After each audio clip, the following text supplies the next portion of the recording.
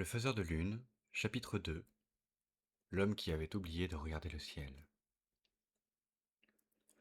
Le premier pas fut le plus difficile. Non pas parce que l'escalier était dangereux, il ne l'était pas. Les marches étaient faites de nuages épais et lumineux, suffisamment solides pour porter le poids d'un géant. Elles descendaient en spirale depuis l'atelier jusqu'à la terre, traversant les couches du ciel avec une lenteur presque irréelle. Mais le faiseur de lune n'avait pas posé le pied sur le monde des hommes depuis 412 ans. Et il découvrit qu'il avait peur. Il avait oublié l'odeur de la pluie, le froid, le vent, le bruit, l'odeur de la terre humide après l'orage, toutes ces choses qui lui revinrent en même temps. Il s'arrêta sur une marche.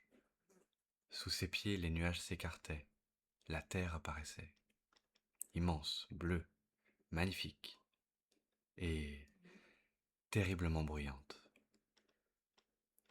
Il aperçut des villes illuminées comme des constellations artificielles, des routes parcourues de milliers de véhicules, des immeubles dont les fenêtres brillaient jusqu'à très tard dans la nuit.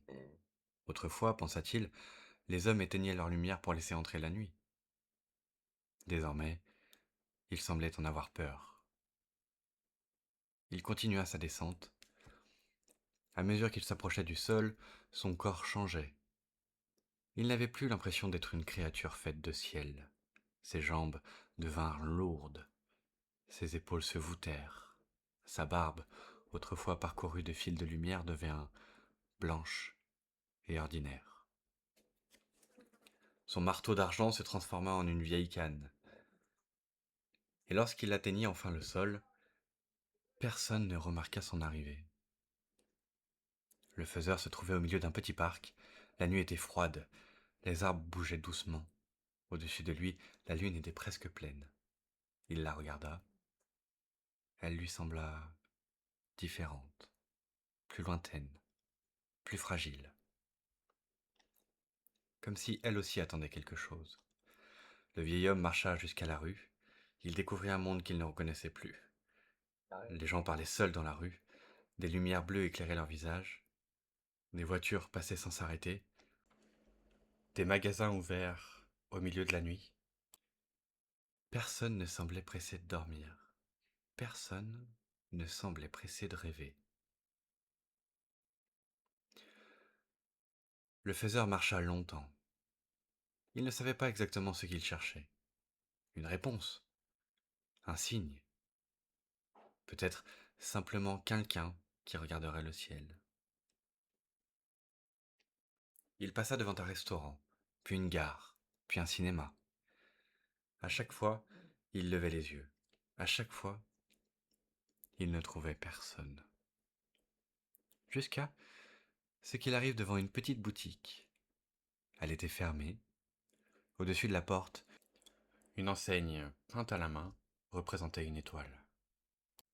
Dans la vitrine se trouvaient des objets anciens, des boîtes à musique, des livres, des cartes, des horloges, et au centre, un petit télescope. Le faiseur s'approcha. Il posa une main contre la vitre. Quelque chose attira son attention. Sur le mur du fond, une phrase était écrite à la peinture. Ce que l'on cesse de regarder finit par disparaître. Le vieil homme resta immobile. Puis il sourit, pour la première fois depuis son arrivée. Quelqu'un avait compris. Il voulut entrer, mais la porte était verrouillée. Il allait repartir lorsqu'une voix retentit derrière lui. « Vous cherchez quelque chose ?» Le faiseur se retourna. Une jeune fille se tenait sur le trottoir. Elle avait peut-être 17 ans. Un manteau trop grand, un bonnet rouge et un sac rempli de livres. Elle le regardait avec curiosité. « Cette boutique est fermée, monsieur. » Le vieil homme désigna la phrase sur la vitrine. « C'est vous qui l'avez écrite ?» La jeune fille regarda l'inscription. « Non. » Elle hésita. C'était... C'était mon grand-père. Le faiseur sentit quelque chose vibrer dans sa poitrine. « Où est-il » Elle baissa les yeux. Il, euh, il est mort, il y a 3 ans. Le vieil homme resta silencieux. Il aurait pu dire qu'il connaissait son grand-père, qu'il l'avait vu autrefois, enfant, lorsqu'il envoyait ses premiers rêves vers le ciel. Mais il n'était pas certain que les humains puissent comprendre ce genre de choses. Alors il demanda simplement: Vous croyez à ce qui est écrit? La jeune fille haussa les épaules. Je ne sais pas. Puis elle sourit. Mais j'espère que c'est vrai. Elle fouilla dans son sac, en sortit une petite clé. Elle ouvrit la boutique. Venez. Le faiseur rentra. La pièce sentait le vieux papier et le bois. Tout autour de lui, des centaines d'objets semblaient attendre qu'on se souvienne d'eux. La jeune fille alluma une lampe. Je...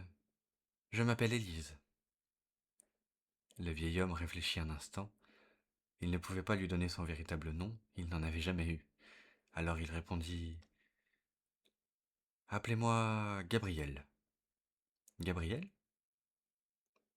Oui. Elle sourit. Vous avez une drôle de façon de parler pour quelqu'un qui s'appelle Gabriel. Cela fait longtemps que je n'ai pas parlé avec des humains. Élise éclate de rire. Vous êtes bizarre. Le faiseur sourit. Ouais, on me l'a déjà dit. Elle lui montra le magasin. Mon, mon grand-père collectionnait tout ce que les gens jetaient. Les objets cassés, les vieux livres, les jouets, les photos aussi. Il disait que les choses abandonnées avaient parfois simplement besoin qu'on leur rappelle qu'elles étaient importantes. Le faiseur regarda autour de lui. Cette phrase lui plaisait. Elle ressemblait à quelque chose qu'il aurait pu dire. Et vous? Demanda-t-il. Moi? Pourquoi gardez-vous tout cela? Élise réfléchit, puis elle répondit: Parce que j'ai peur d'oublier. Le vieil homme la regarda attentivement. Oublier quoi? Elle haussa les épaules. Je... je sais pas. Elle prit une vieille photographie.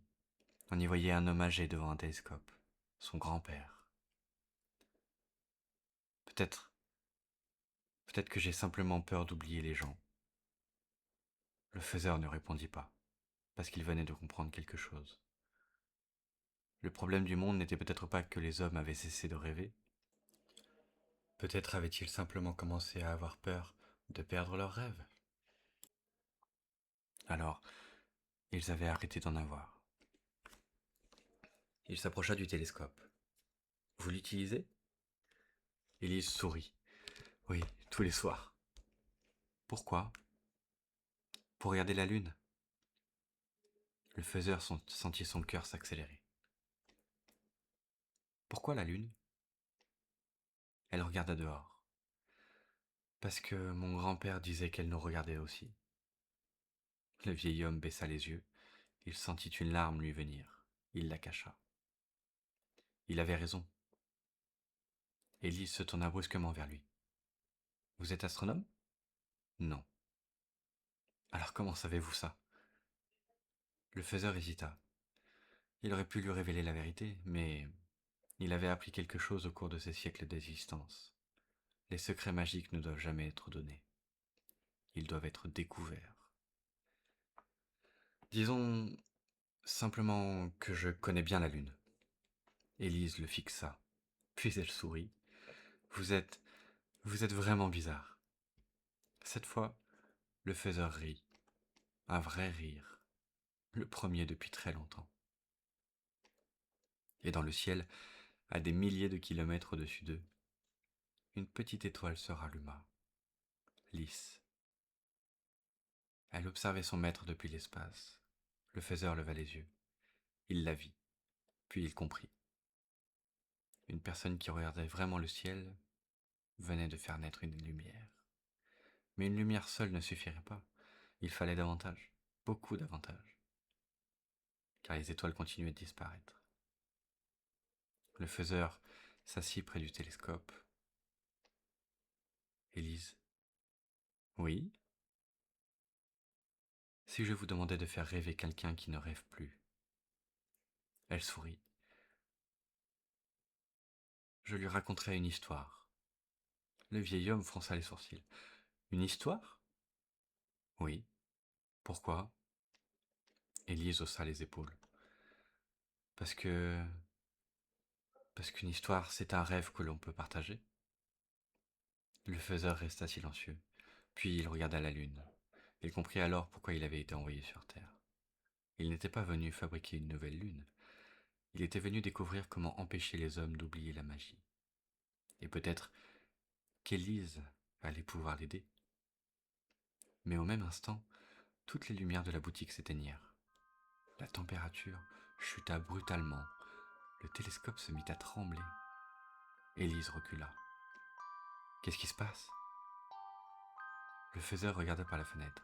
Au-dessus de la ville, une immense ombre traversait lentement le ciel. Elle ne ressemblait ni à un nuage, ni à un oiseau, ni à aucune autre créature terrestre. Elle semblait faite de fumée noire. Et partout où elle passait, les étoiles disparaissaient, une à une. Le faiseur se leva. Son visage avait changé. Il n'était plus le vieil homme doux rencontré quelques minutes auparavant. Dans ses yeux brillait quelque chose d'ancien, quelque chose qu'Élise n'avait jamais vu dans les yeux d'un être humain. Fermez la boutique. Mais pourquoi? Maintenant. Elle obéit. Le vieil homme sortit son étrange canne de sa poche. Elle brillait légèrement. Élise le regarda avec stupeur. Gabriel? Il posa la main sur la poignée de la porte. Ce que vous voyez dans le ciel n'est pas un nuage. Mais alors, qu'est-ce que c'est? Il regarda l'ombre s'avancer, puis murmura.